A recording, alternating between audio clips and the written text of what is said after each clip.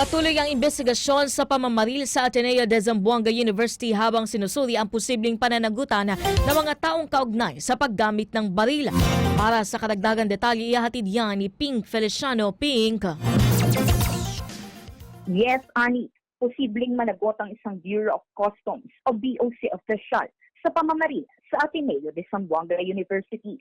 Ito ay matapos gamitin ng kanyang anak ang kumpirmadong BOC-issued Glock 40 caliber pistol.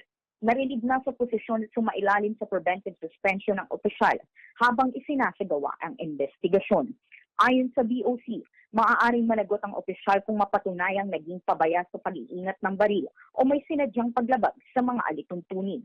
Dagdag pa ni BOC Deputy Chief of Staff Chris Noel Bendijo, dapat otorisadong tao lamang ang gumamit ng mga baril ng gobyerno at dapat itong itago sa gun vault o nakalak na lalagyan upang maiwasan ang hindi otorisadong paggamit.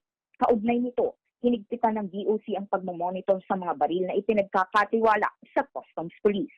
Mula sa kada 3 buwan, gagawin ng bawat buwan ang inventory and inspection sa mga baril, kung saan kailangang personal na humarap ang mga may hawak nito at ipresenta ang kanilang issued firearm.